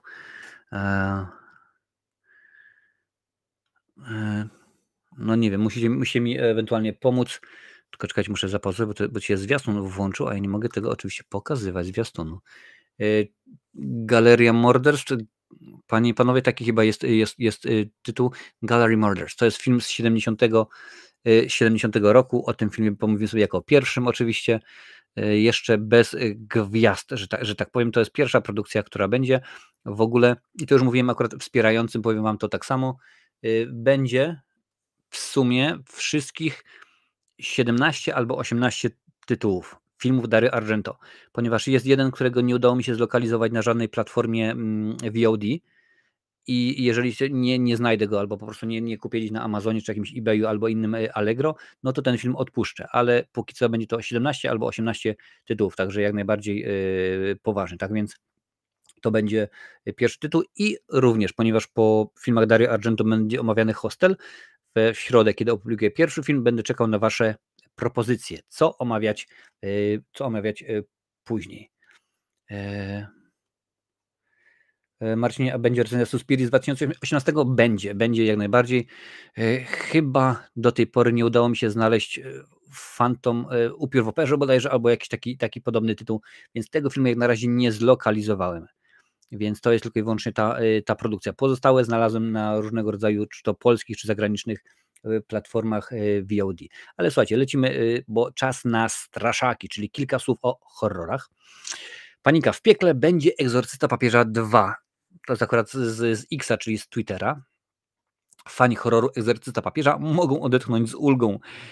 Czy są tu fani Egzorcysty Papieża? Piszcie mi w komentarzu, ja na przykład, że tak, jesteś fanem, fanką Egzorcysty Papieża. Plany realizacji kontynuacji nie trafiły do kosza. Hurra! To, że druga część powstanie, potwierdził właśnie producent Jeff Katz. O tym, że jest szansa na Egzorcystę Papieża 2, mówiło się już rok temu, kiedy oryginał był jeszcze w kinach. Potem jednak wokół projektu zrobiło się cicho, a sam Russell Crowe zdążył zagrać już w kolejnym filmie o egzorcyzmach pod tytułem Egzorcyzm. Teraz Jeff Katz ma dla fanów dobrą wiadomość. Dostał zielone światło na realizację kontynuacji i pochwali się tym na X-ie. It's officially happening. Nie będę próbował nawet po francusku mówić.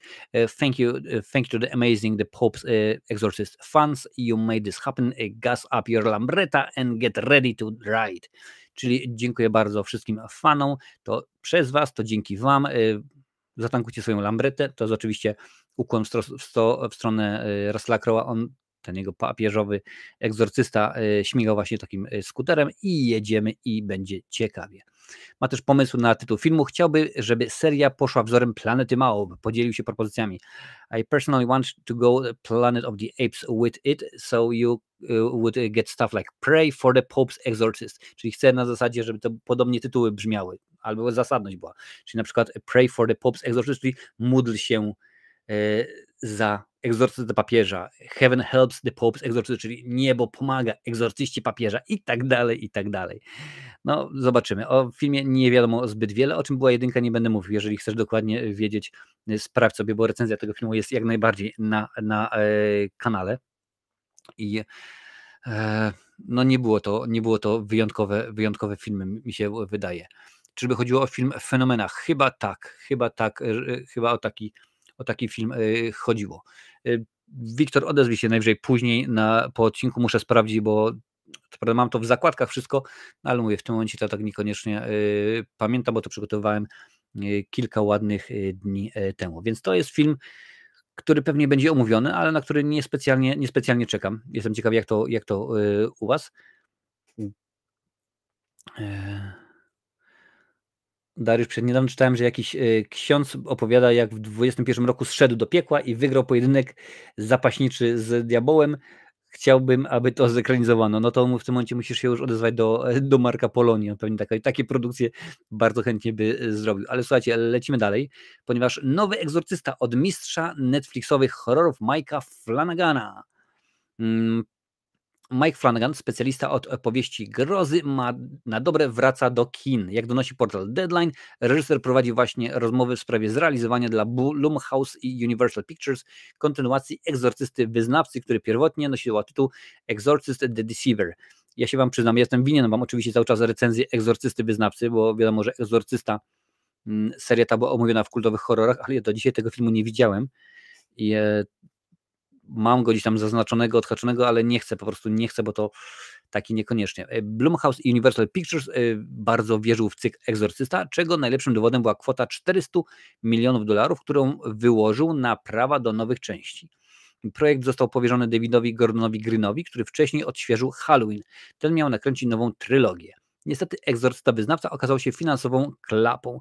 Horror na całym świecie zarobił zaledwie $136 milionów, dlatego też Gordon Green po fiasku tego filmu zrezygnował z reżyserowania kolejnych części. I bardzo dobrze, bo rzeczywiście to, co się przy okazji Halloween udało przy pierwszej części, dwie pozostałe były beznadziejne, albo w najlepszym wypadku słabe.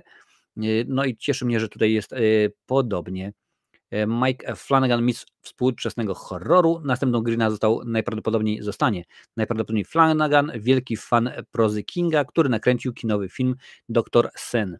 W ostatnich latach podbija serca fanów na platformie Netflix, to dla niej zrealizował takie seriale jak Nawiedzony dom na wzgórzu, Nawiedzony dwór w Bly, Nocna msza, Klub Północny i Zagłada domu Asherów. W postprodukcji jest jego nowy film The Life of Chuck, który jest ekranizacją opowiadania Kinga. No więc rzeczywiście całkiem ciekawie. Pożyjem, uwidziem. Dużo bardziej wolę Flanagana na fotelu reżysera niż Greena. Tak, będzie czekane, mam nadzieję, że do czasu, kiedy ten film wyjdzie, no ja już będę miał obejrzanego Wyznawcę, ale słuchajcie, tutaj zaraz jest petarda, to jest wiadomość na temat straszaków. Myślałem, że po obejrzeniu Kubusia Puchatka, tego nowego, nic mnie już nie zdziwi, ale słuchajcie, Kubuś Puchatek i Myszka Miki, bohaterami horroru, i znam fabułę tego filmu i słuchajcie, postarajcie się inaczej, jeżeli macie koło siebie znajomych, czy powiedzmy żonę, dzieci, męża i tak dalej, powiedzcie, że buchniecie zaraz śmiechem.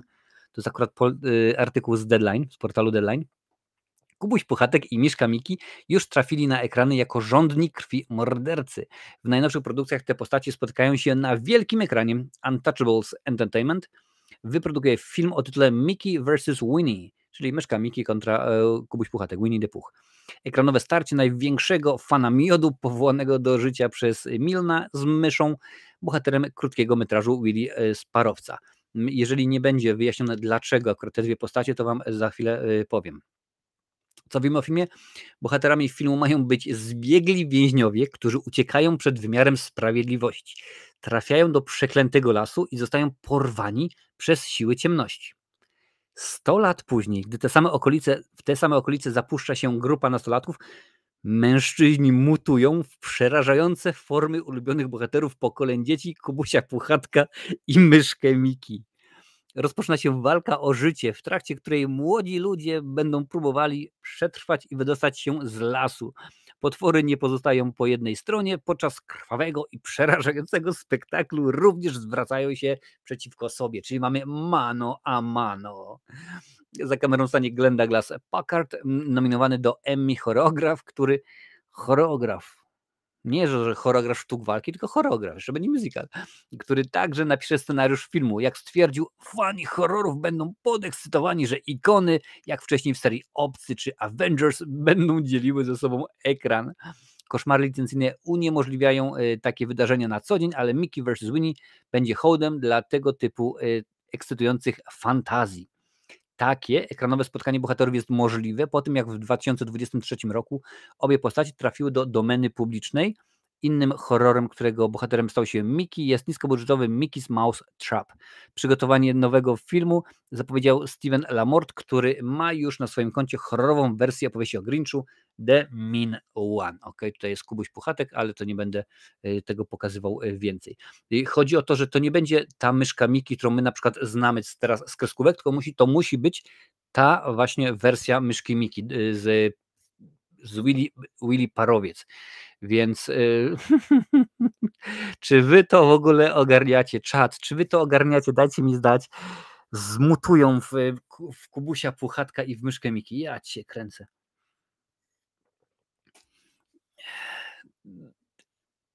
No nie wiem co mam powiedzieć normalnie.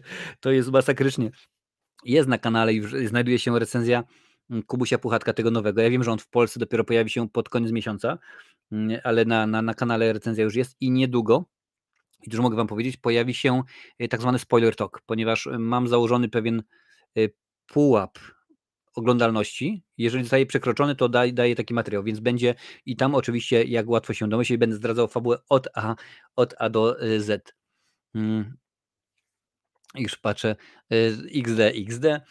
Wiktor, złoto, kiedy to wchodzi do kin? Jezu, jeszcze powiedz, że Mark Polonia to reżyseruje, to dostanę euforii. No niestety nie Mark Polonia. Reżyserem tegoż dzieła będzie typ, który stworzył taki horror jak Widły. Film ma średnią 2,8 na Filmwebie. To pewnie trzeba było zapytać Rafała z Galerii Horrorów. Aż mnie zatkało. O Kubusiu, myszce i Kubusiu dziś czytałam i się uśmiało. No widzicie, to jest po prostu, to jest złoto, to jest coś pięknego. Najbardziej absurdalna kombinacja od czasów Sadako versus Kojaki, Klątwa versus Ring. No, co wam mogę powiedzieć, po prostu jest grubo, jest po prostu kosmicznie, więc ale obejrzę pewnie, jak się pojawi. Mam nadzieję, że gdzieś tam nie przejdzie bokiem, tylko będzie zawodowo zrobione, może jakiś Netflix czy inny Amazon, chociaż Amazon akurat raczej oni gustują w takich straszakach tej kategorii. Pozostajemy cały czas w horrorach. Cillian Murphy 28 lat później? Nie. Tak. Pisze nam właśnie World of Real, który bardzo ładnie za pomocą Google Translator przetłumaczył Filmweb. Tak, był jeszcze Freddy kontra Jason. Do tego się zaraz odniosę, Wiktorze, wiesz? Mamy jedną złą, jedną niezłą i jedną dobrą wiadomość dla miłośników 28 dni i Cilliana Murphy'ego. Aktor co prawda nie pojawi się w najnowszej części nowego cyklu, ale już w kolejnej zobaczymy go w epizodzie, a w trzeciej zagra główną rolę. Jak na razie informacje te nie zostały potwierdzone, ale w zeszłym roku sam Murphy powiedział, że jest dostępny i zainteresowany udziałem w kontynuacjach danego Boyla i Alexa Garlanda. Można się więc spodziewać, że twórcy skorzystali z tej oferty dostępności. Co wiemy o filmie? Proszę bardzo, nowa część została zaplanowana jako otwierająca nową trylogię. Jest to trzecia część, to będzie dopiero nowe w Hollywood, muszą wymyślić nową nazwę, bo jest to trzecia część, czyli trzecia część trylogii, która jest pierwszą częścią nowej trylogii. Nie wiem. Danny Boyle stanie za kamerą pierwszej z nich, a Alex Garland napisze scenariusz do wszystkich trzech. Cillian Murphy, czyli gwiazda 28 dni później, będzie pełnił przy pierwszej części funkcję producenta. Murphy wcielał się w 28 dni później w chłopaka, który się wybudza ze śpiączki w opustoszałym szpitalu. Wkrótce orientuje się, że miasto zostało opanowane przez śmiertelnie niebezpiecznego wirusa wywołującego u ludzi niekontrolowaną agresję, czyli mutują w zombiaki. Nie w Myszkę Miki, ani w Kubusia Puchatka. Film zdobył Europejską Nagrodę Filmową za zdjęcia Antoniego Doda Mantle. Budżet każdej z nowych części zaplanowany jest na 75 milionów dolarów. No okej, w porządku, jak najbardziej może być. Tylko to jest kolejny skok na kasę. Danny Boyle ostatnimi czasy też nie ma jakichś super dobrych filmów. Zobaczmy, co tutaj się w tym momencie u niego dzieje. To jest oczywiście tylko i wyłącznie filmy, panie i panowie, więc nie ma co rozpaczać. Zobacz pełną filmografię jako reżyser. Tak, no 28 lat później Pistol, Yesterday, Trust, Trainspotting 2 to jest 17 rok, to jest, panie i panowie, już 7 lat. Steve Jobs, no to akurat nie była rewelacyjna produkcja, Babylon Transbiz. Jak widzicie, ostatnimi czasy niekoniecznie mu się układa, zobaczymy.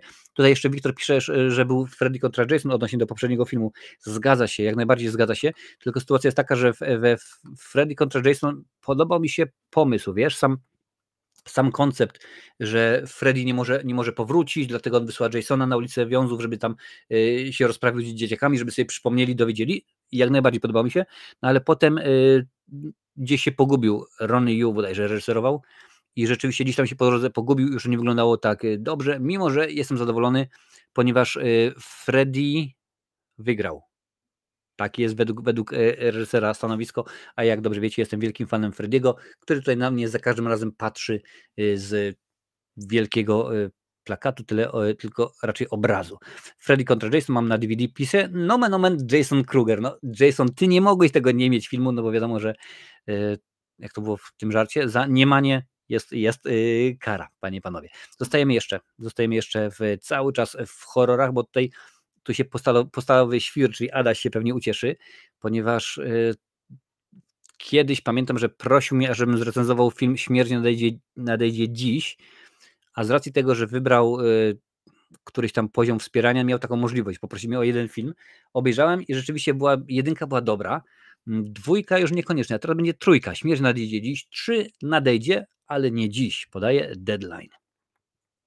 Gwiazda serii Śmierć nadejdzie dziś, czyli Jessica Rothe, dała właśnie nadzieję fanom, że trzecia część powstanie i to być może już niedługo. Aktorka podzieliła się informacjami, że reżyser Christopher Landon ma już pomysł na fabułę.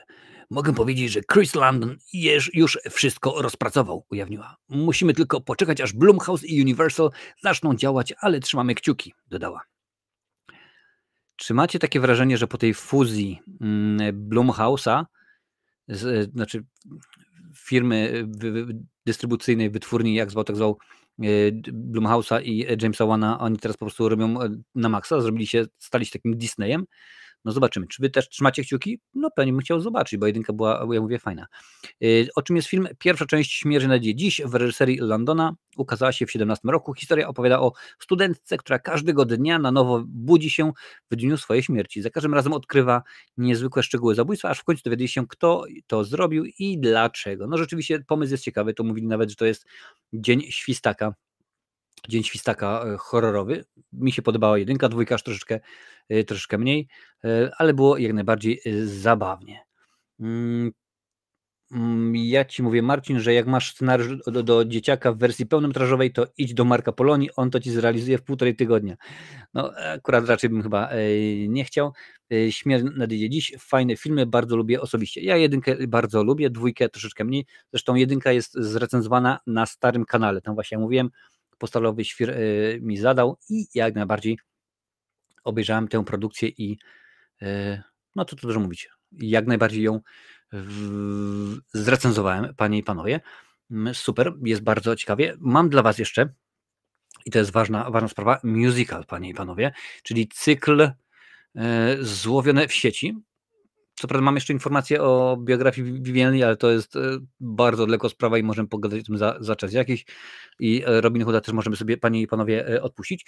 W Złowione sieci jest to cykl w miarę nowy, zresztą tak samo jak cykl Po jaką cholerę, ale akurat dzisiaj tego nie robiłem, bo można byłoby tak naprawdę cały odcinek dzisiejszy zrobić w tym względzie. I w zeszłym tygodniu, kiedy wraz z Lincolnem rozmawialiśmy o serii obcego aliena, ksenomorfa, miałem wam puścić właśnie musical. To jest śmieszna rzecz, mam nadzieję, że śmieszna, że wam się spodoba. Zapomniałem całkowicie, więc dzisiaj włączę tęże produkcję. No już wiesz, czemu nie było dzisiaj cyklu po jaką cholerę, bo wszystko można byłoby nazwać w ten sposób. Jest to, no co tu dużo mówić, Aliens, czyli druga część, The Musical. Zobaczymy, jak się wam to będzie podobało. Mam nadzieję, że uznacie to, że jest zabawne. Ja też przypominam sobie, że to widziałem dawno temu i zobaczymy, jak to będzie. Więc panie i panowie, nie przedłużam, zaczynamy Aliens The Musical.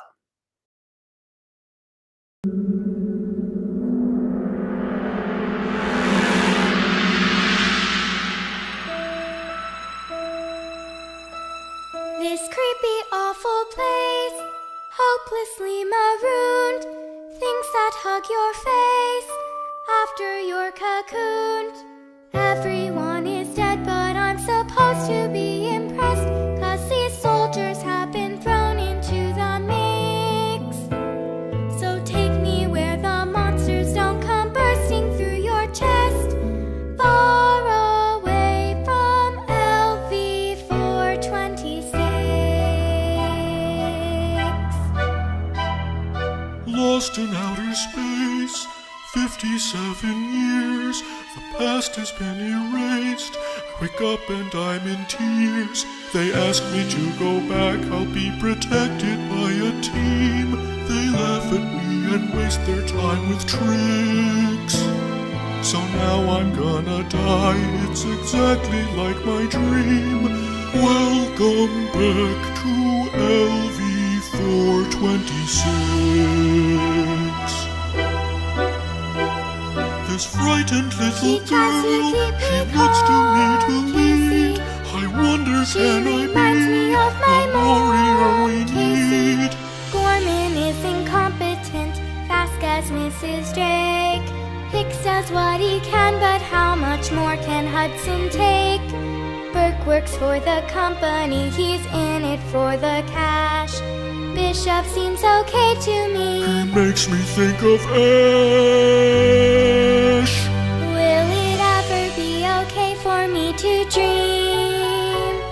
Will anybody hear me if I scream? Far away from LV-426. You came for me. Far away from LV-426. Punch it, Bishop. Far away from LV-426. Far away from LV-426.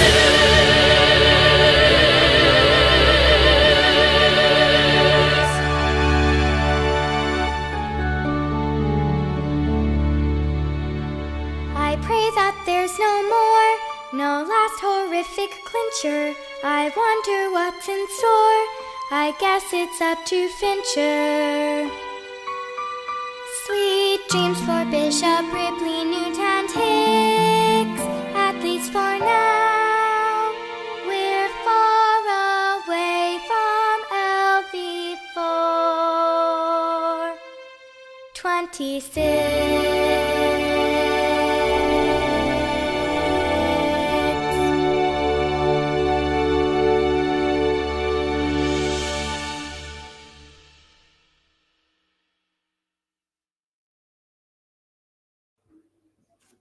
Okej, kiedyś mi się wydawało, że jest dużo ciekawsze, teraz mi się wydaje, że po prostu jest i to wszystko, więc może być. I jestem paradoks jak najbardziej. Oglądaliśmy sobie taką rzecz. A propos Aliena, na YouTube można zobaczyć pierwszego obcego za darmo, legalnie, ale trzeba mieć VPN. Co ja oglądałem ostatnio na YouTubie? Waxwork, czyli film Antonego Hickoxa jest na YouTubie. Co prawda trzeba zapłacić, ale akurat ja nie miałem z tym problemu, no bo było 3 chyba Jurki trzeba było zapłacić. Tak, Mówiliśmy o tym chwilę dzisiaj, Adam, że Bernard Hill odszedł od nas. Marcinie, cudnie śpiewasz, szczególnie jak ci chór akompaniuje. No po prostu jestem cudowny. Ja naprawdę, słuchaj, jeżeli chodzi o mój śpiew, to jedynie prysznic. Pod prysznicem można, bo poza tym, słuchaj, to jest taki śpiew, że wiesz, szklanki pękają, zaczyna padać, a może właśnie dlatego pada w Irlandii, że ja cały czas śpiewam sobie, no, jak to rzeczywiście tak wygląda. Ustawiłem w tym momencie, że jak się ten odcinek skończy, przekierowuję Was na odcinek z przyszłego tygodnia, czyli Q&A, gdzie będziecie zadawać pytania, a ja będę odpowiadał na nie i świętujemy 8000 subów, świętujemy 4 miliony wyświetleń, no i mam nadzieję, że 10 000 obserwujących na Facebooku, czyli na stronie, na fanpage'u Marcinowych recenzji. Panie i panowie, jeżeli jeszcze ktoś jeszcze nie ma, ktoś jeszcze nie obserwuje, to jak najbardziej zapraszam. Linki oczywiście są w opisie, można śmignąć, można zobaczyć, albo po prostu, przepraszam bardzo, można sobie wejść, wpisać te rzeczy. Ja, słuchajcie, jestem prawie wszędzie, także nie otwierać lodówki. Z lodówki u Was też wyskakuje.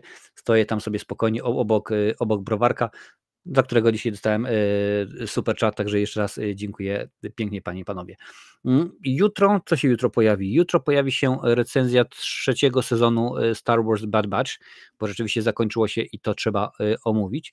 W środę zaczynamy Dario Argento, a co będzie w przyszły piątek recenzowane? Już Wam tutaj powiem, co mam zaznaczone na piątek. To jest 5 maja, no nie, ma być przyszły tydzień, czyli w piąteczek pojawi się albo, no nie no, jest Królestwo Planety Małp. Ta produkcja jest przeznaczona na przyszły piątek. Zobaczymy, jak to będzie wyglądało. Mam nadzieję, że będzie całkiem zacnie, całkiem fajnie, całkiem porządnie.